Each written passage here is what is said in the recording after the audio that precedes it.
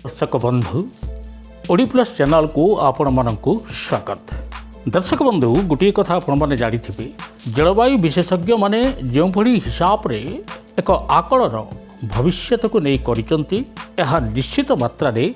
गुरुत्वपूर्ण आम समस्त जदि आम जलवायु विशेषज्ञ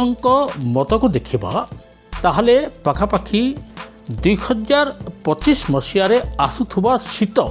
एक प्रचंड लहरी खेलाइदेव एपरिकी 110 वर्षर रेकर्ड भांगिब एवं मोटामोटी भाव जदि प्राय 120 रु 130 वर्षर अवधि को धरिबा ताहले तृतीय थर पाई रेकर्ड स्तरीय शीत 2025 रे देखा मिल पारे परि आलोचना चली। यह पछरे कारण कौन वर्तमान यार दृष्टांत केमिति देखा मिलूची ए संबंध तो आग को निश्चित मात्रा रे कथा हवा किंतु सबुठारु गुरुत्वपूर्ण कथा हला कि वर्तमान जदि देखिबा ताहले पाखापाखि हिमालय रे 86 शतकड़ा एबे प्राय यार उपरी भाग अर्थात जहाँ 4000 फुट ऊपर को रही यार उपरी भाग 46 शतकड़ा पर्यंत बरफ रे घोड़े ही सारलानी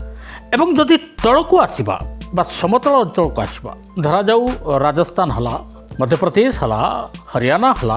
एथिरे मध्य रातिर तापमात्रा दिन को दिन खसिबारे लागिछि एवं कहा जाउछि कि अक्टोबर मासर प्रारंभ रु एजावत जदि हिसाब करिबा प्राय 2 रु 3 डिग्री तापमात्रा खसी सारलानी एवं उत्तराखंड कहा जाऊ हिमाचल प्रदेश कथा कहा जाऊ पंजाब कथा कहा जाऊ तो संभवतः यही अंचल गुड़िकरे मध्य दिन में सामान्य तापमात्रा रहुथुवा बेले रातिरे किंतु तापमात्रा क्रमागत भाव में कमिबारे लागिछि एवं जलवायु विशेषज्ञ मानकर जदि दृष्टिकोण को देखा जाए ताहले आगामी 4-5 वर्ष पर्यंत एक शुभ संकेत जलवायु को नहीं एथिपाई देखिबाकू मिलिछि। जदि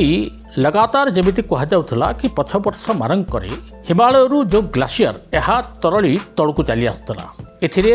जो इको टूरिज्म बोली कहा जाउची बा यार जो जैव विविधता थिला एथिरे एक प्रकार व्यतिक्रम देखा मिलता ता छड़ा जो भली भाव में हिमालय बाहरुवा नदी गंगोत्री जमुनेत्री ब्रह्मपुत्र जो भी नदी माने किछि आग को गला पर शुष्क जना पड़ुला संभवतः आग को चली नदी मानकर जलधारण क्षमता प्राय सामान्य रहिबो सेमाने जलधारण करि परिबे सुस्थ हिसाब रे गति करि परिबे एवं उपरी हिस्सा रे जो क्रमागत ग्लेशियर खसी आसुथला ताहा एक विराट जमाट बंधा ग्लेशियर रे देखा मिलिबो एवं कहा जाउची एई 2025 वर्ष ही एभली एक जलवायु रे एमिति किछि दृष्टांत सृष्टि करिबो जेउथिरे प्राय आग को चली अनेक गुड़िए सुजोग खास करी जैव विविधता को नहीं यह आग को बढ़ाइब सुस्थ परिवेश को सृष्टि करिबो एवं सामान्य भाव में जदि देखा जाए ताहले एभली एक बरफ जो भली भाव में जमाट बांधिबो यह ग्लेशियर खसिबारे मध्य व्यतिक्रम सृष्टि करिबो नाही। तेणु वर्तमान ये जो घटना देखा मिलुची प्रश्न उठुची कि यही घटना पछरे शीतर संपर्क कौन रही। देखंतु वैज्ञानिक भाषा रे दुईटी शब्द तो आप शुणी एल निनो हु बा ला लिना हु ए संबंध भी कथा हवा किंतु जदि आम जलवायु विशेषज्ञ कथा को जानिबा सेमानक कहवा कथा हला एई वर्ष ला लिना अत्यंत सतर्क होईची सक्रिय होईची एइथिपई पर्याप्त परिमाण रो शीत सृष्टि हबार बा शीतर लहरी खेल जिबार संभावना व्यापक मात्रा रे सृष्टि होईची एवं मोटामोटी भाव में जदि आम देखा सेप्टेम्बर मासरू ही ला लिना सक्रिय हबार खबर मिली एवं यही ला लिना जदि सक्रिय हुए ताहले मोटामोटी भाव में प्राय भारतर जो रातिर तापमात्रा हो बा दिन बेलिया तापमात्रा हो एथिरे 3 रु 4 डिग्री निश्चित मात्रा रे खसी जिबार संभावना सबुबले देखा देइथाए एवं यार उदाहरण मध्य वर्तमान देखा मिल साराणी आम जाचे जदि एलिनो केतेबेले भी यार सक्रियता सृष्टि करे ताहले अत्यंत शुष्क वातावरण प्राय पृथ्वीर विभिन्न अंचल रे देखा मिले एथिरे भयानक मात्रा रे सरकार संकट रे पड़ती कारण प्रचंड खरा एवं प्रचंड गरम पाई जनजीवन अस्तव्यस्त हो पड़े जार प्रभाव रे कृषि क्षेत्र मध्य मात्राधिक भाव में व्याघात सृष्टि हुए एवं पर्याप्त परिमाणर क्षयक्षतिर संभावना मध्य अत्यधिक गरम एवं अत्यधिक तापमात्रा वृद्धि को नहीं देखा दी थाए किंतु एई वर्ष घटिबो एहार व्यतिक्रम लालिना सक्रियता कारण ठंडा हावा सहित वर्षार जो प्रभाव एहार परिमाण निश्चित मात्रा रे वृद्धि पाई थाए एवं तत्सह ठंडा मध्य वृद्धि पाई थाए। भारत वर्ष जो देखिबा एई वर्ष व्यापक मात्रा रे सामान्यरू अधिक वर्षा होईछि एवं आगकू चली मध्य अधिक मात्रा रे ठंडा होवार जो संभावना रही यह एबे लालिना प्रभाव घटवाक जाउची बोली कहा जाउची। तो एल निनो हो बा लालिना हो ए संबंध में जदि जानिबा को चाहिबा हमको बुझिबा को पड़िबो। जदि आमे पूरा मध्य मेरु को देखिबा गोटे पटे रहिला ऑस्ट्रेलिया अन्य पटे रहिला दक्षिण अमेरिका मझिरे एक प्रशांत महासागर रो बड़ भूखंड अर्थात समुद्र यही प्रशांत महासागर जदि मध्यरु आमे पूर्व को जिबा ताहले दक्षिण अमेरिका एथिरे जदि आमे देखिबा पेरू रहिला कोस्टारिका रहिला यार तटीय क्षेत्र गुड़िक एठारु ही ठंडा रो उत्पन्न घटी थाए एवं मोटामोटी जदि आमे एठारु ही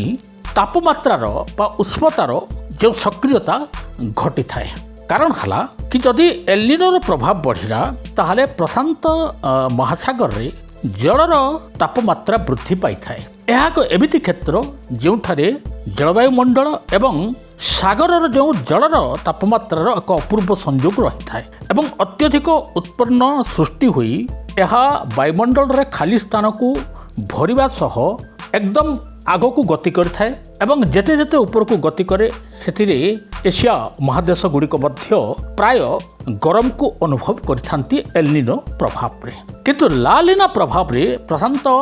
महासागर जल गुड़िक ठंडा रही थाए तापमात्रा सृष्टि करे नाही बरं तापमात्रा घटाई थाए फलतः प्रशांत महासागर मध्यरु जदि आम पश्चिम को बा ऑस्ट्रेलिया पट को देखिया ताहले एथिरे मध्य ठंडार आबहावा सृष्टि होता है। यार प्रभाव रे मध्य एशिया देश गुड़िक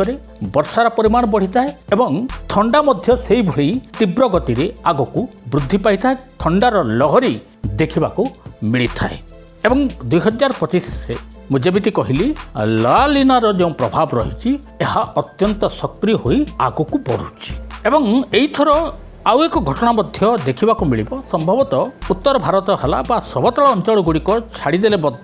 एथर दक्षिण भारत में व्यापक मात्रा रे ठंडा सृष्टि होवार संभावना रही खास करी तमिलनाडु है कर्णाटक है आंध्र प्रदेश है यही अंचल गुड़िक यही अंचल गुड़िकर जो उपकूलवर्ती अंचल गुड़िक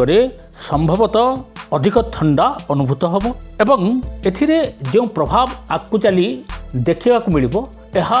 निश्चित मात्रा रे भारत पर एक प्रकार भल खबर एवं चिंताजनक स्थिति मिशामिशी नहीं आसब कारण प्रचंड कुहुड़ी जनजीवन अस्तव्यस्त गाड़ी मोटर अस्तव्यस्त हो पारे किंतु कृषि क्षेत्र में यार एक बड़ प्रसार देखा मिल एवं जो फसल गुड़िक संभवतः प्रचंड शीत बा काकर पई हुए नाही यह क्षतिग्रस्त होवार संभावना रही किंतु यह पर शीत पाखापाखि धरा जाऊ नवेम्बर शेष बा डिसेम्बर मध्य भागरू व्यापक मात्रा रे आरंभ हो जिबार संभावना रही एवं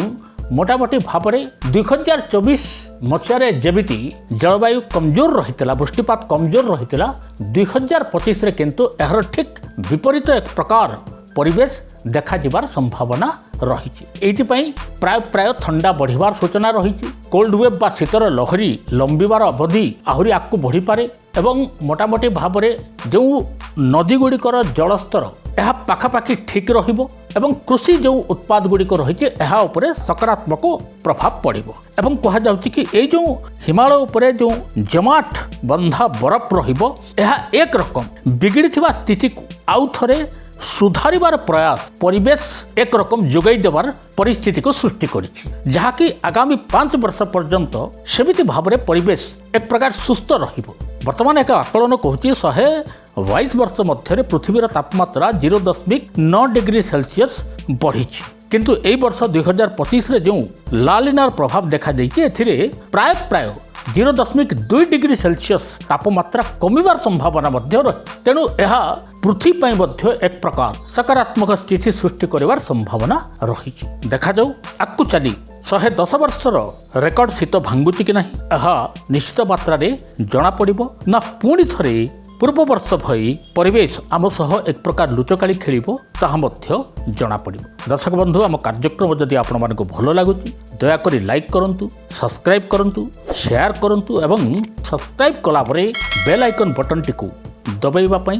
ଜମାରୁ ଭୁଲନ୍ତୁ ନାହିଁ।